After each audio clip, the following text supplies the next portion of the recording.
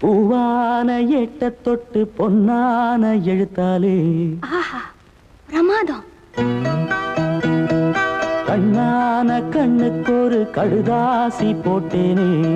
சபாஷ் சபாஷ். ஏட்ட பிரிச்சு ஏன் பாட்ட படிச்சு ஏந்திக் கொள்ளம்மா என்ன தாங்கிக் கொள்ளம்மா.